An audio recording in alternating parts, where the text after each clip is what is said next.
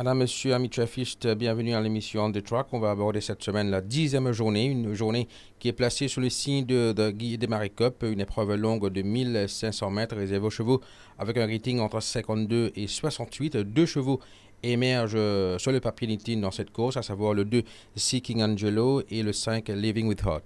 Oui, Seeking Angelo qui avait remporté sa neuvième victoire dans des circonstances assez dramatiques la dernière fois dans une course marquée par la chute de Chief Mambo, Bottom Dollar et de Kingsguard. Mais il avait quand même une course assez difficile ce jour-là en épaisseur et il avait trouvé moyen de sortir une belle accélération en ligne droite pour s'imposer dans un joli style. Euh, Son principal adversaire donc sera Living with Heart qui reste sur une belle deuxième place dans la Duchesse derrière Bull Sarah. Le cheval semble avoir beaucoup progressé avec une course dans les jambes. Il est beaucoup plus fit que lors de la Duchesse. Maintenant, tout va dépendre où il va se positionner pendant la course. Je pense qu'en l'absence de chevaux rapides, à l'exception peut-être de Azapel, je pense que Seeking Angelo pourrait éventuellement essayer de changer de tactique et pourquoi pas de partir aux avant-postes et essayer de régler le train à sa guise dans cette épreuve. Et je veux placer Azapel, je vais choisir Azapel plutôt pour compléter le TSC. Et vous?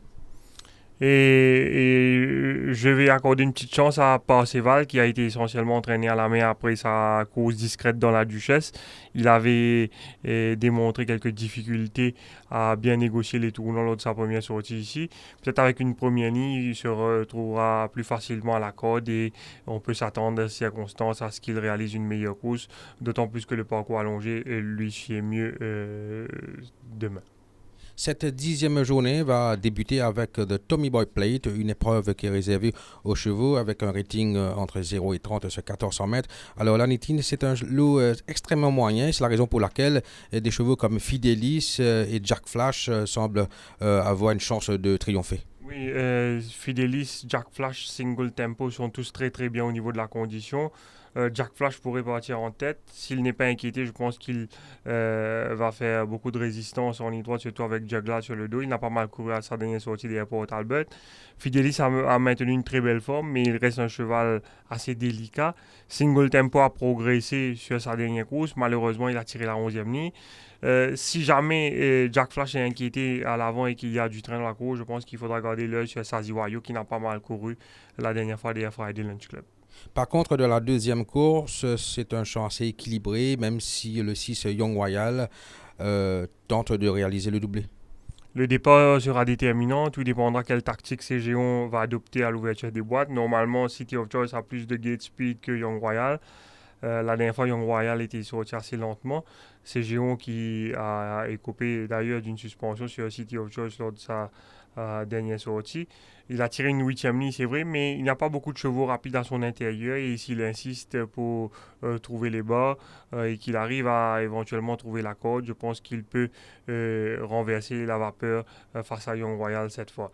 Sinon, parmi les autres chevaux, il y a Over the Ocean qui a paru en net progrès et on s'attend également à une bonne course de Strom qui a démontré des progrès évidents après sa dernière sortie.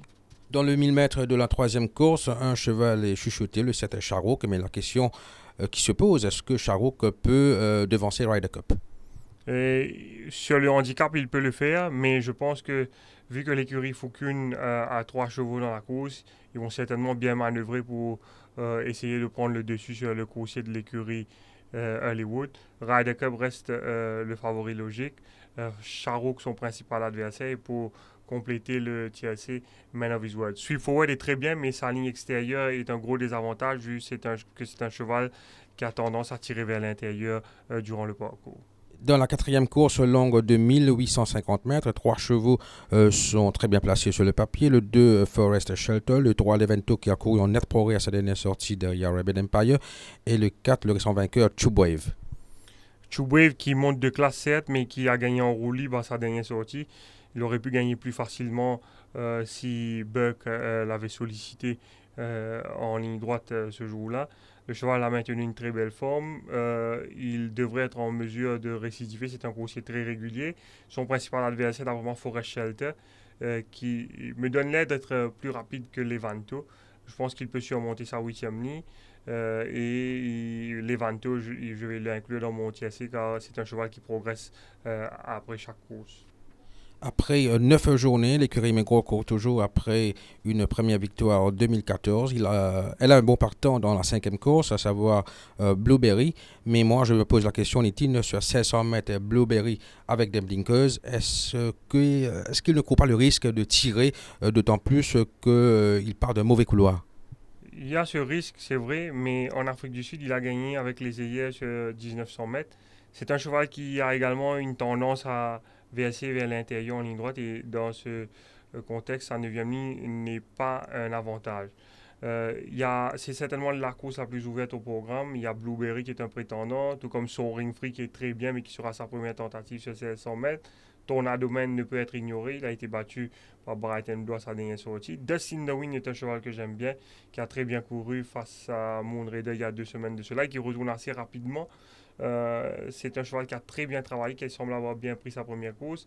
Et Yodaman qui n'a pas été ridicule derrière Power Dive.